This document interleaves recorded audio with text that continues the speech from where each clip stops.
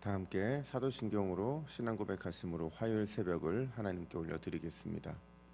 전능하사 천지를 만드신 하나님 아버지를 내가 믿사오며 그 외아들 우리 주 예수 그리스도를 믿사오니 이는 성령으로 잉태하사 동정녀 마리아에게 나시고 본디오 빌라도에게 고난을 받으사 십자가에 못 박혀 죽으시고 장사한 지 사흘 만에 죽은 자 가운데서 다시 살아나시며 하늘에 오르사 전능하신 하나님 우편에 앉아 계시다가 저리로서 산자와 죽은 자를 심판하러 오시리라. 성령을 믿사오며 거룩한 공회와 성도가 서로 교통하는 것과 죄를 사하여 주시는 것과 몸이 다시 사는 것과 영원히 사는 것을 믿사옵나이다. 아멘. 찬송가 93장입니다. 찬송가 93장. 예수는 나의 힘이요 내 생명 되시니 구주 예수 떠나 살면 죄 중에 빠지리. 눈물이 앞을 가리고 내 맘에 근심 쌓일 때 위로하고 힘주시리 주 예수. 우리의 마음을 담아 함께 93장을 올려드리겠습니다. 예수는 나의 힘이요 내 생명 되시니 구주 예수 떠나 살면 죄 중에 빠지리. 눈물이 앞을 가리고 내 맘에 근심 쌓일 때 위로하고 힘주시리 주 예수. 예수는 나의 힘이요 내 친구 되시니 그네를 간구하면 풍성히 받으리. 햇빛과 비를 주시니 추수할 곡식 많도다. 귀한 열매 주시느니 주 예수. 예수는 나의 힘이요 내 기쁨 되시니 그 명령을 준행하여 늘 충성하겠네.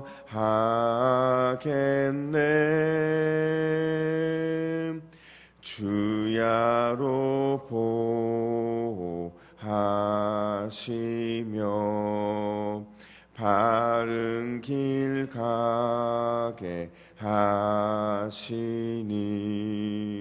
의지하고 따라가리 주 예수. 예수는 나의 힘이요 내 소망 되시니 이 세상을 떠나갈 때 곧 영생 얻으리. 한없는 복을 주시고 영원한 기쁨 주시니 나의 생명 나의 기쁨 주 예수. 할렐루야. 예수는 우리의 힘인 줄로 믿습니다. 이 시간 말씀을 받겠습니다. 이 복된 시간에 주시는 하나님의 말씀은 누가복음 2장 1절에서 20절까지의 말씀입니다.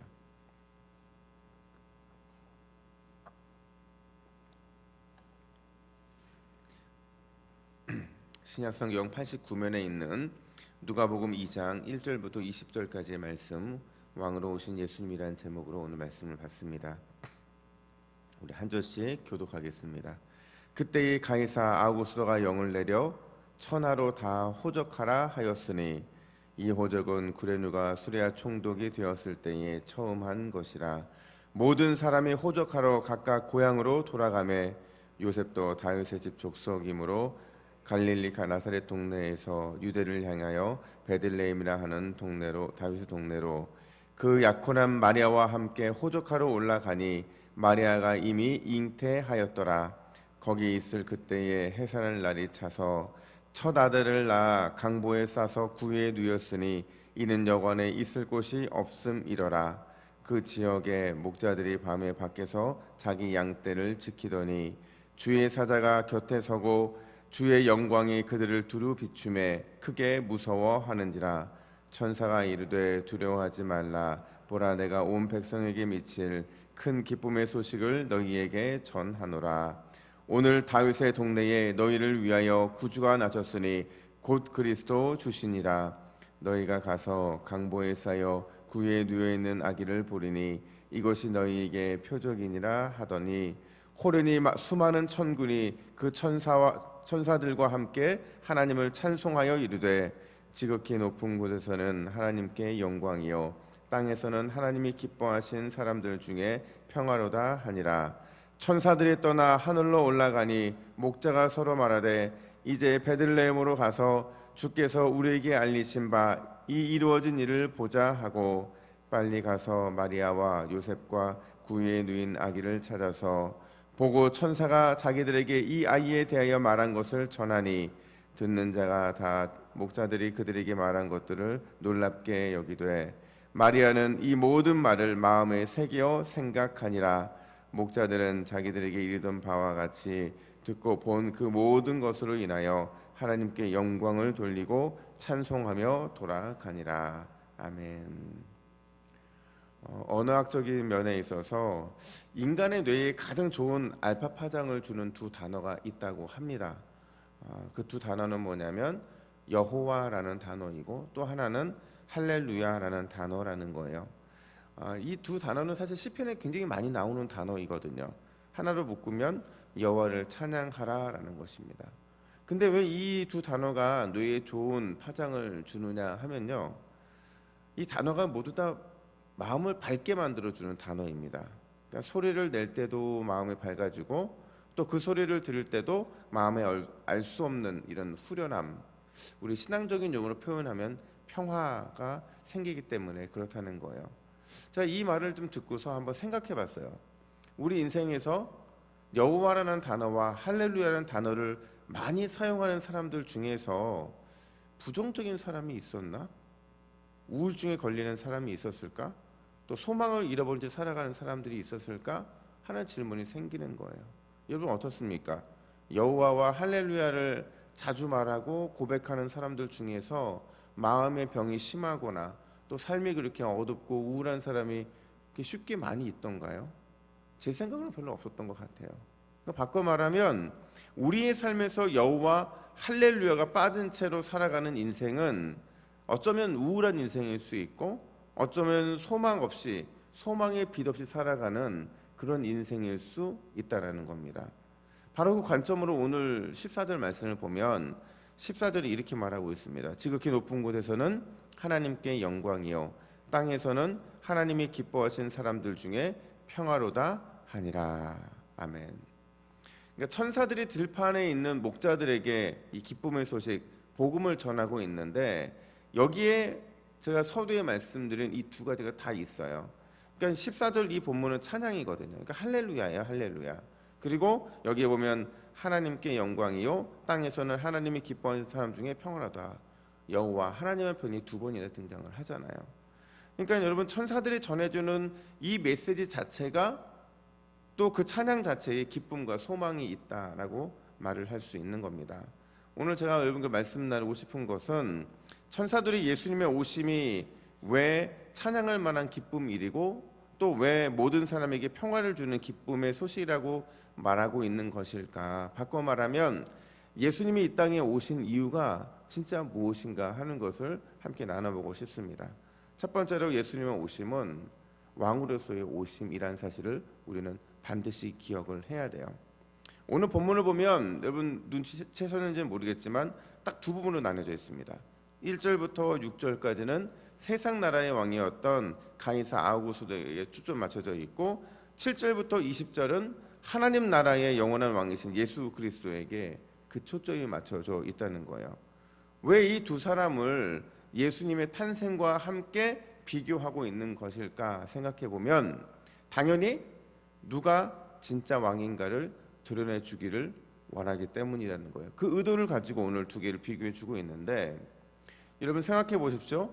우리가 이 세상을 살아가면서 절대로 잊으면 안 되는 또 그래서 반복하고 또 반복해야 되는 질문이 있는데 그 질문은 내 인생의 왕은 누구인가? 우리 가정의 왕은 누구인가라는 거예요. 왜 이걸 우리가 반복해서 던져야 되냐면 세상이 우리로 하여금 가짜 왕을 계속해서 섬기도록 유혹하고 있기 때문에 그렇다는 거예요. 여러분 오늘 단적으로 보면 예수님이 이 땅에 오셨을 때 그분을 왕으로 모시는 사람은 아무도 없었습니다. 내일 본문에서 우리가 살펴보겠지만 그게 예수님이 나시고 나서 오랜 시간이 지나요. 한 40일 정도가 지나고 나서야 비로소 예수님을 왕으로 인정하는 사람이 등장을 하게 됩니다. 그러니까 오늘 본문에서 7절 보시면 첫 아들을 낳아 강보에 쌓여 누였으니 구유에 누였으니 이는 여관에 있을 곳이 없음이로라 이렇게 말하고 있어요. 세상의 창조주이고 또 만물의 통치자이고 온 세상의 왕이 오셨는데 여관조차도 그분을 감당할 수 없어서 그러니까 그분을 받아들일 수가 없을 만큼 다른 왕들로 가득 차 있다는 것을 오늘 본문은 보여주고 있잖아요.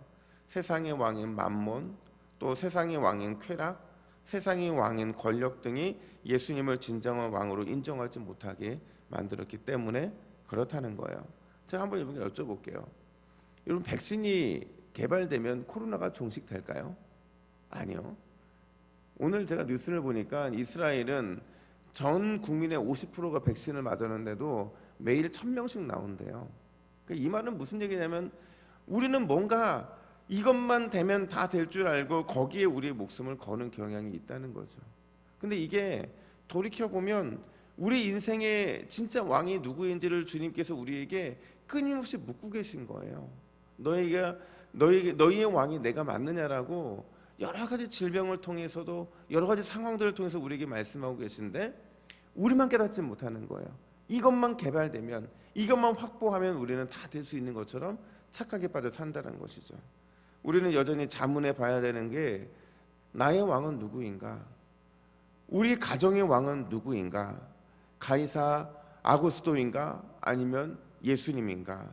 오늘 이 새벽에 기도하러 나온 우리 모두의 왕은 오직 예수 그리스도 한 분뿐인 줄로 믿습니다. 우리가 기도하는 우리의 가정은 오직 예수 그리스도가 우리의 가정의 왕이 되는 줄로 믿습니다. 오늘 그것을 회복하라고 이 메시지를 주고 있는 거예요. 뿐만 아니라 두 번째로 예수님의 오심은 소망 없는 인생에 소망 있는 인생 그것을 변화시켜 주시기 위해서 이 땅에 오셨다라는 겁니다. 여러분 오늘 본문을 자세히 들여다보면 당시 사람들이 들으면 이들이구나. 그러니까 소망 없는 사람들이 총집합체인 것을 발견하게 되는데 특별히 오늘 보세요. 구유라는 단어가 눈에 들어오고 목자라는 단어도 또 심지어 마리아와 요셉이라는 단어 역시도 그 당시 사람들이 들으면 소망 없는 존재들이라는 것을 알 수가 있어요. 왜 이들이 소망 없는 인생이라는 것을 상징하게 되었냐면 그러니까 보잘것없는 의미로 쓰였고 심지어 그 자체가 보잘것없기 때문에 그래요.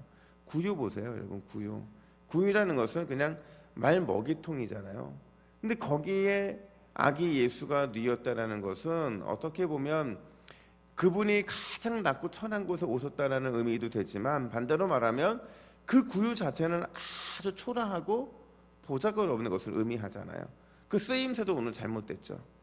심지어 목자라는 단어는 어때요? 여러분 기억나시는지는 모르겠어요. 작년 12월 성탄절 예배 때 제가 이 본문 가지고 설교했었거든요. 딱 이 목자들이 천사들을 만나는 그 장면을 가지고 제가 설교를 했었는데, 목자는 소망 없는 자의 대명사였죠. 공동체가 받아들이지 않고 아무도 주목하지 않는, 혼자 외로이 쓸쓸히 이 들판에서 양을 쳐야 되는 그런 존재라고 말씀을 드렸어요. 심지어 마리아와 요셉도 마찬가지죠. 공동체로부터 소외당했잖아요. 그들이 제대로 된 과정을 통해서 부부가 된 것도 아니었고, 마리아가 심지어 아이를 갖게 되었다는 그 자체만으로도 공동체로부터 완전히 외면당할 수밖에 없는 그런 존재였다는 거죠. 정리하면 이들은 모두 소망 없는 인생들이었어요. 그런데 그들에게 빛이 비추게 되죠. 오늘 목자들에게 그 영광스러운 빛이 비춰지니까 목자들이 어찌할 바를 몰랐잖아요. 관심받지 못했던 자들이었는데, 뿐만 아니라 구유는 어때요? 보잘것없는 구유가 아기 예수님이 그 안에 누임으로 인해서 얼마나 영광스럽고, 또 예수님께 경배하는 목자들, 동방박사들을 통해서 그 구유까지도 영광받는 그런 어떤 이런 아이러니한 장면들이 펼쳐지고 있잖아요. 심지어 마리아와 요셉은 어떻습니까? 가톨릭은 지금도 마리아를 예수님의 어머니, 하나님의 어머니로 섬기고 있잖아요. 그러니까 지금 보면 마리아와 요셉이라는 아주 보잘것없는 인생이 예수님 그분을 낳음으로 인해서 이들의 인생 자체도 주님의 영광의 빛이 비추어지는 인생이 되고 말았잖아요. 그러니까 여러분, 이렇게 오늘 그들에게 빛이 비추어짐으로 인해서 그들은 또 다른 인생을 살아가는 운명이 되었다라는 거죠. 소망 없는 인생에서 소망 있는 인생으로 바뀌었다는 겁니다. 그런 인생을 향해서 천사들이 이렇게 외칩니다. 10절 말씀 보면, 천사가 이르되 무서워하지 말라. 보라, 내가 온 백성에게 미칠 큰 기쁨의 좋은 소식을 너희에게 전하노라. 아멘. 소망 없는 인생에 미칠 큰 기쁨의 소식이 있다라는 거예요. 그 소식은 바로 예수님이 우리의 소망 없는 인생을 소망 있는 인생으로 바꾸어 놓았다라는 것을 말해주고 있는 겁니다. 여러분, 예수님의 이 땅에 오심은 우리 인생이 소망 있는 인생으로 이미 변화되었다는 사실을 증명해 주고 있는 줄로 믿습니다. 우리의 형편이나 우리의 상황이나 우리의 과거에 상관없이 예수님이 계시는 것, 그것만으로도 우리 인생은 소망이 있는 줄로 믿습니다. 오늘 우리가 기도하며 잊지 말아야 될 두 가지. 첫 번째는 예수님이 우리의 왕이시라는 사실을 기억해야 됩니다. 그리고 왕이신 예수님이 있는 인생은 세상에서 가장 소망 있는 인생이라는 사실도 우리는 잊어서는 안 된다라는 거예요. 왕의 통치를 받는 인생답게, 소망 있는 인생답게 그렇게 품격 있게 주님 앞에 간절히 기도하고 주님께 소망을 얻는 이 새벽 되기를 예수님의 이름으로 축복합니다. 함께 기도하겠습니다. 하나님 아버지, 은혜와 사랑을 감사합니다. 오늘 예수님 오심으로 인하여서 우리 인생의 소망이 빛이 비춰졌고, 또 그분이 우리 안에 거하심으로 우리의 왕이 되어 주시니 참으로 감사합니다. 오늘 우리가 주 앞에 기도하며 달려나갈 때 이 두 가지 사실을 반드시 기억할 수 있도록 인도하여 주시옵소서. 내 안에 주님이 계심에, 내 인생에 주님이 통치하고 계심에 오늘 기도하는 것이 기뻐할 수 있도록 인도하여 주시고, 왕이신 예수님이 내 인생에 가장 소망이 있는 그 소망을 주셨음으로 인하여서 우리가 주 앞에 기도할 믿음의 동력을 얻는 이 시간이 될 수 있도록 인도하여 주시옵소서. 감사드리며 예수님의 이름으로 기도하옵나이다. 아멘.